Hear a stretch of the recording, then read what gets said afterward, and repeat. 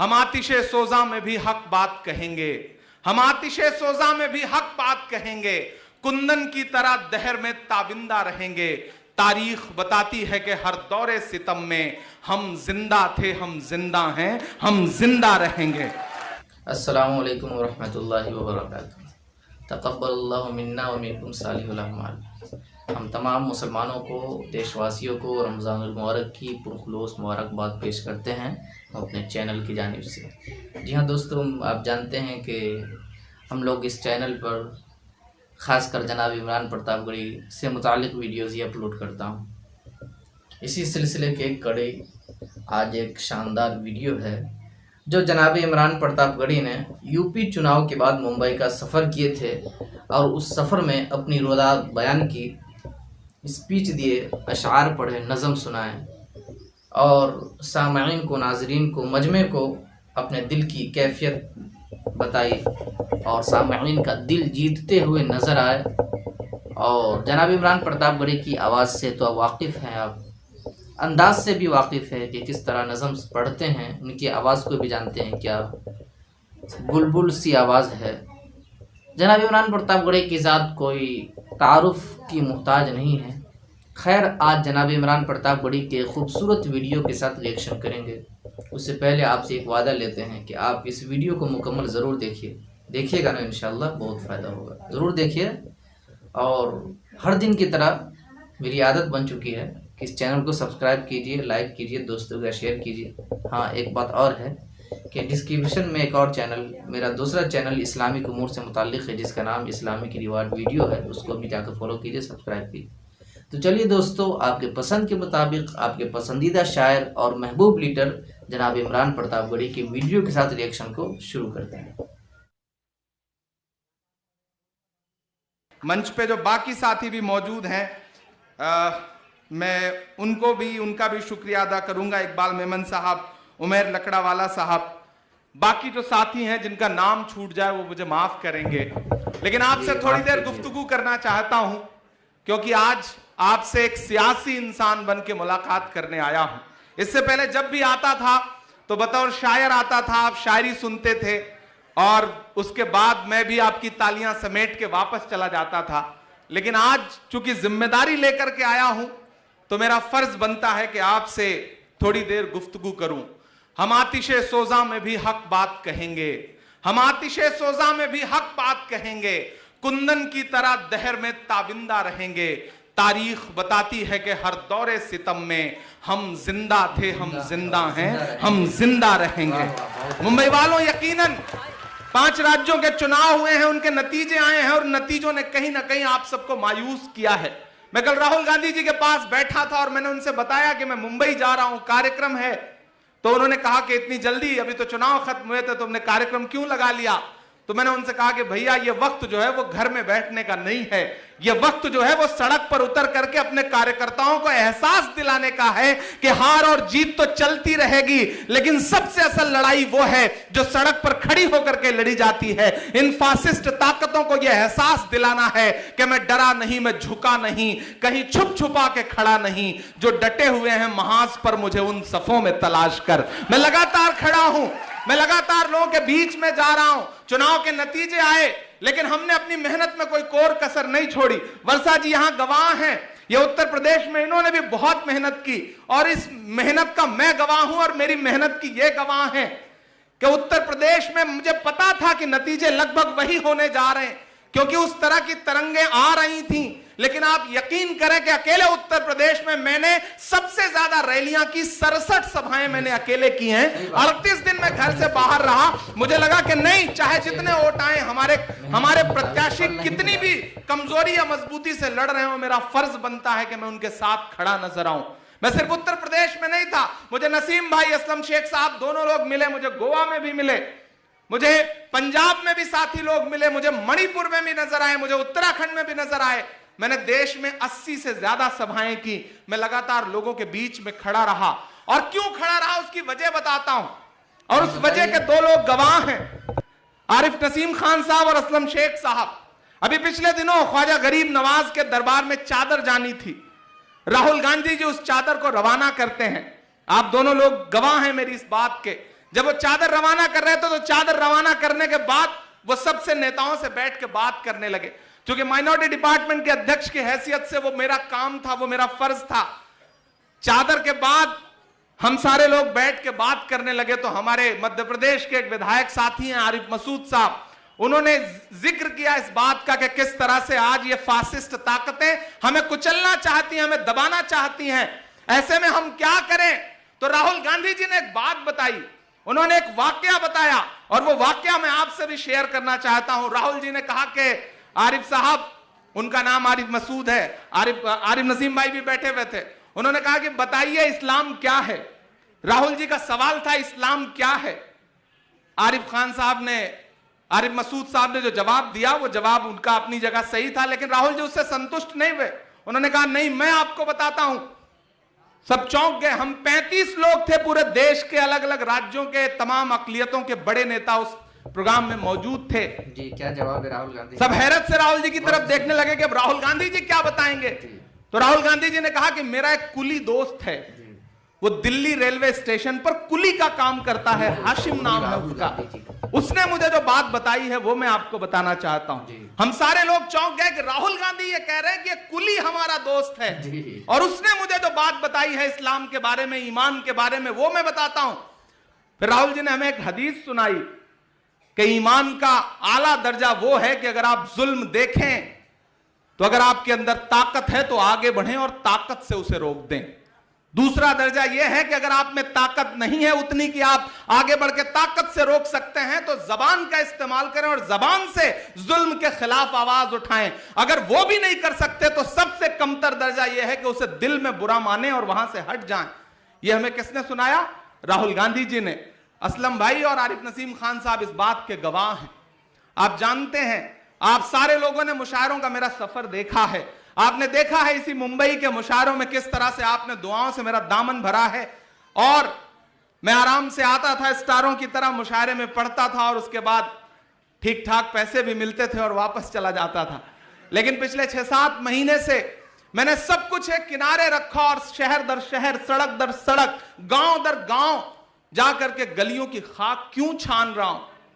क्योंकि राहुल जी की वो जो बात है ना कि आपके ईमान का एक दर्जा यह है कि अगर ताकत है तो जुल्म के खिलाफ ताकत से लड़ो, अगर ताकत से नहीं लड़ सकते तो जबान से लड़ो और जबान से भी नहीं लड़ सकते तो दिल से बुरा मानो उसे। मैं उस बात पर अमल कर रहा हूं। मैं शहर दर शहर जा रहा हूं। 5 राज्यों के नतीजे आए। AICC में कोई नेता बैठने को तैयार नहीं था, लेकिन आप यकीन करें सबसे पहले नतीजों के 4 दिन के बाद मैंने अपने ऑफिस में फोन किया और मैंने कहा ऑफिस खोलो, मैं ऑफिस आ रहा हूं। तो उन्होंने कहा सर एकदम सन्नाटा है। मैंने कहा इसी सन्नाटे को तो तोड़ना है, मैं ऑफिस आ रहा हूं। बैठेंगे ऑफिस में, लोगों से मिलेंगे, उनका हौसला बढ़ाएंगे और आप यकीन करें कि मैं तकरीबन 8 घंटे AICC बैठा रहा और कम से कम 1000 आदमी मिलने के लिए आया और जो भी आता था वो यही कहता था कि सर नतीजे अपनी जगह हैं लेकिन हमें लड़ना है क्योंकि इन फासिस्ट ताकतों के मंसूबे बहुत बुरे हैं। मैं यहां बैठे हुए तमाम साथियों से बात कहना चाहता हूं, मुंबई वालों, ये मुंबई है, ये महाराष्ट्र की सरजमीन है। इस सरजमीन से उठी हुई आवाज पूरे देश को एक रुख देती है और मुझे खुशी है कि कांग्रेस अध्यक्ष ने सरकार बनाने का जो भी फैसला लिया, यहां आज जो सरकार चल रही है महाराष्ट्र वालों, आप खुशनसीब हैं कि माहौल अच्छा है। वरना मैं तो उत्तर प्रदेश से आ रहा हूं, हमने देखा है लोगों के घरों पे चलते हुए बुलडोजर, मैंने देखा है NRC मूवमेंट के दौरान 21 से ज्यादा बिछी हुई लाशें, चीखती हुई माएं, लहूलुहान सरजमीन मैंने देखा है।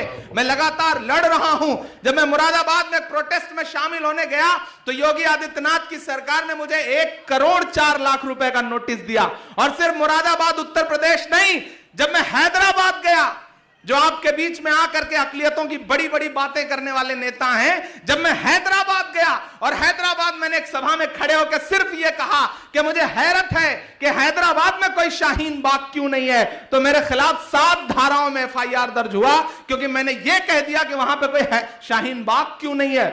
तो मेरे भाई, लड़ाई बहुत मुश्किल है, लेकिन मैं इस लड़ाई को इसलिए लड़ रहा हूं कि आज जिस माहौल में मैं सांस ले रहा हूं, आज जिस माहौल में आप सांस ले रहे हैं, आने वाले दिनों में हमारी आने वाली पीढ़ी को उस माहौल में सांस न लेना पड़े। अगर हम आज खामोश रहे तो शायद कई नस्लों को खामोश रहना पड़ेगा, चुप रहना पड़ेगा। इसलिए मैं इस लड़ाई में आगे खड़ा हूं और मुझे खुशी है कि कांग्रेस अध्यक्ष सोनिया जी ने, बड़े भाई राहुल गांधी जी ने, प्रियंका गांधी जी ने मुझे एक जिम्मेदारी दी, मुझे माइनॉरिटी डिपार्टमेंट का नेशनल चेयरमैन बनाया। और मुझे खुशी है कि मुझे अच्छे साथी मिले हैं अलग अलग राज्यों में जो लगातार इस लड़ाई में साथ दे रहे हैं। और बब्बू साहब, हाजी बब्बू साहब, आप जब मुझसे मिलने आए तब भी मैंने आपको यकीन दिलाया और आज भी आपसे यहां खड़ा होकर के कह रहा हूं कि माइनॉरिटी के इशू पर खुल के लड़िए। कांग्रेस आपका दामन कभी पकड़ेगी नहीं, बल्कि पीछे से आपका सपोर्ट करेगी, आपका साथ देगी, इसमें कोई दो राय नहीं है। यह गलत राय बनाई गई है, यह गलत परसेप्शन बनाया गया है कि कांग्रेस माइनॉरिटी के इशू पे बोलने से रोकती है। मैं गवाह हूं, पिछले 8 महीने से 7 महीने से मैं माइनॉरिटी डिपार्टमेंट का चेयरमैन हूं। आप याद करिए, असम में एक घटना हुई कि पुलिस की गोली से 2 लोग मारे गए, मैनुल हसन और एक और बंदा। और आप सबने वह तस्वीर देखी थी कि एक फोटो जर्नलिस्ट मैनुल की लाश पर कूद रहा था और पुलिस मौजूद थी। जब वो घटना हुई तो मैंने अपने साथियों से कहा, माइनॉरिटी डिपार्टमेंट के यहां वाहिद साहब बैठे हैं, अहमद साहब बैठे हैं, शम्स हैं, फरहान हैं, मैंने इन सारे साथियों से कहा कि हमें वहां चलना चाहिए, असम चलना चाहिए। तो मेरे कुछ पुराने साथियों ने कहा कि इमरान साहब इतनी तेजी अच्छी नहीं है, इस तरह खुल के नहीं आना चाहिए। मैंने कहा मैं सियासत में इसलिए नहीं आया हूं कि मैं अपनी जबान सिल लूं, मैं सियासत में इसलिए आया हूं ताकि आगे बढ़कर के अपने लोगों के लिए लड़ सकूं। मैं जाऊंगा और मुझे खुशी है कि मेरे पूरे डिपार्टमेंट के साथी मेरे साथ असम गए। हम असम गए, उन 2 परिवारों के पास गए और आप यकीन करें जब हम वहां गए तो हमने देखा कि 1000 से ज्यादा लोगों के घर उजाड़े गए थे और वो कैंपों में रह रहे थे। और अल्लाह गवाह है कि शायद ही किसी के पैर में चप्पल रही हो, पहनने के कपड़े नहीं थे। और हमारे विभाग ने जाकर के उन दोनों परिवारों से मुलाकात की, हमारी जो हैसियत थी हमने उनको आर्थिक मदद भी की। और जब मैं वहां से लौटा तो मैं राहुल गांधी जी से मिला तो राहुल गांधी जी ने कहा कि असम गए थे। मैंने कहा जी भैया मैं असम गया था। बोले तुमने बहुत अच्छा काम किया, इसी तरह से कहीं भी कोई मुद्दा हो तुम खड़े रहो, मैं तुम्हारे साथ खड़ा हूं। यह है कांग्रेस। एक अलग तरह का परसेप्शन आपके बीच में बनाया जाता है कि नहीं, कांग्रेस अकलियत के मुद्दों पे बोलने से रोकती है। मैं कांग्रेस में हूं, आजम खान समाजवादी पार्टी में है। चुनाव से पहले जब जौहर यूनिवर्सिटी पे बुलडोजर चलने की नौबत आई थी, अखिलेश यादव तक उनकी तरफ झांक कर नहीं देख रहे थे। मैं पहला आदमी हूं जो आजम खान के घर दूसरी पार्टी में होने के बावजूद गया। मैं उनकी अहलिया से मिला और मैंने उनसे कहा कि मैं जौहर यूनिवर्सिटी के साथ खड़ा हूं, मेरा पूरा डिपार्टमेंट आपके साथ खड़ा है, आपको जहां जरूरत लगे मैं आपके साथ हूं। और मैंने मीडिया में जब इंटरव्यू दिया तो अगले दिन मजबूर होकर के अखिलेश यादव जी को आजम खान के घर जाना पड़ा। और जब मैं लौट के आया तो उस जिले की कांग्रेस की नेता ने प्रियंका जी को फोन किया और उन्होंने कहा कि इमरान साहब ने गलत किया, आजम खान की हिमायत में आए थे, हम तो आजम खान के खिलाफ लड़ रहे हैं। 3-4 दिन बाद जब मेरी प्रियंका जी से मुलाकात हुई तो प्रियंका जी ने कहा कि आजम साहब के घर गए थे। मैंने कहा हाँ दीदी गया था। उन्होंने कहा हाँ मुझे फोन आया था। मैंने कहा फोन आया रहा होगा। बोले तुमने बहुत अच्छा काम किया। जहां भी इस तरह का मसला आए पार्टी मत देखना, जुल्म के खिलाफ अगर किसी दूसरी पार्टी में भी कोई इंसान है और उस पर जुल्म हो रहा है तो वहां जाकर के खड़े हो जाना, मैं तुम्हारे साथ खड़ी हूं। यह गलत परसेप्शन आपको बनाया गया है, आपको बताया गया है कि कांग्रेस अकलियत के मुद्दों पर बोलने से जबान पकड़ती है। यहां अलीम मौजूद हैं, आप सबको याद होगा कि इंदौर में एक चूड़ी वाले का मामला हुआ था। चूड़ी वाले का मामला हुआ था, एक चूड़ी वाले को चूड़ी पहनाने के नाम पर आरएसएस के लोगों ने पीटा और अगले दिन मध्य प्रदेश के गृह मंत्री ने उसके खिलाफ कई धाराएं लगा करके उसे जेल भिजवा दिया। पहली बार ऐसा हुआ कि माइनॉरिटी डिपार्टमेंट के चीफ की हैसियत से मैंने उस समय जो वहां पे चेयरमैन थे उनको फोन किया और अलीम साहब मेरे पास आते थे और ये कहते थे कि मैं चेयरमैन बनना चाहता हूं। मैंने इनको फोन किया, मैंने कहा चेयरमैन बनना चाहते हैं तो जाइए और तस्लीम चूड़ी वाले के साथ खड़े होइए, उसकी जमानत कराइए, उसे बाहर निकाल के ले आइए। अगर आपने यह काम किया तो मैं पहला आदमी होऊंगा जो चेयरमैन बनाने के लिए आपकी सिफारिश करूंगा। और मुझे खुशी है कि तस्लीम चूड़ी वाले के केस में अलीम साहब आगे बढ़े और इन्होंने उसकी जमानत कराई, चूंकि खुद एडवोकेट हैं और जब जमानत करा करके तस्लीम को मेरे पास लेकर के आए तो सबसे पहला आदमी हूं जो केसी वेणुगोपाल जी से मिला और मैंने अलीम को चेयरमैन बनाने का प्रपोजल भेजा और 4 दिन के अंदर अलीम मध्य प्रदेश के चेयरमैन बने। मैं लगातार लड़ रहा हूं क्योंकि लड़ना जरूरी। सो गाइस, आपने खूबी सुना जनाब इमरान प्रतापगढ़ी की भाषण को, स्पीच को, कि किन किन तरीकों से, कठिन वादियों से गुजरकर अकलियतों के लिए, दबे कुचले लोगों के लिए लड़ते हैं और बगैर किसी निडर और खौफ के हर जगह कूद पड़ते हैं। जनाब इमरान प्रतापगढ़ी ने इसमें बताया कि आज़म खान की यूनिवर्सिटी को जब गिराने का मामला हुआ तो मैं बिला झिझक जनाब आज़म खान के घर पर पहुंच गया और उनके अहलिया को कहा कि बहन जी, आपको घबराने की कोई ज़रूरत नहीं, कोई चिंता नहीं, मैं आपके साथ हूँ, माइनॉरिटी डिपार्टमेंट आपके साथ है, अगर कोई मामला हो तो आप हमको कह सकते हैं। उस जिला की उस पर एक कांग्रेस नेता ने एतराज भी किया और सोनिया गांधी जी से शिकायत भी की। जनाब इमरान प्रतापगढ़ी ने सोनिया गांधी जी से मिला तो उन्होंने कहा, क्या आपने आज़म खान साहब के घर गए थे? कहा जी हाँ गया था। उस पर शाबाशी दी और कहा कि ज़रूर जाइए और जहां भी मुल्क में अकलियतों के खिलाफ, दबे कुचलों के खिलाफ नाइंसाफी हो, आप वहां खड़े रहिए, हम आपके साथ हैं, कांग्रेस पार्टी आपके साथ है। जनाब इमरान प्रतापगढ़ी ने कांग्रेस पार्टी की खूबी को, मेहनत को, काविश को बताया और कहा कि जहां भी मुल्क में, उत्तराखंड हो, सीमांचल हो, मणिपुर हो, गोवा हो, बिहार हो, यूपी हो, जहां भी नाइंसाफी हो वहां कांग्रेस पार्टी और ये आपका लाल जनाब इमरान प्रतापगढ़ी खड़ा है और आपको घबराने की कोई ज़रूरत नहीं, कोई चिंता नहीं। जी हाँ दोस्तों, जनाब इमरान प्रतापगढ़ी के इस स्पीच से और इस भाषण से आप कहाँ तक सहमत हैं और आपकी बात कहाँ तक पसंद है, कमेंट बॉक्स में ज़रूर बताइएगा। और फिर मिलते हैं किसी ख़ास और अहम स्पीच, अहम नज़म, अहम रिएक्शन के साथ।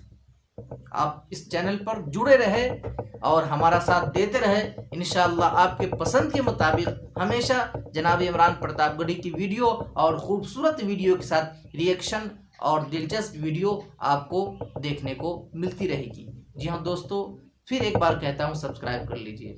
फिर मिलते हैं किसी खास और अहम टॉपिक पे, जब तक के लिए खुदा हाफिज। So I hope you will listen my reaction video carefully. Nice to meet you. See you again inshallah ta'ala.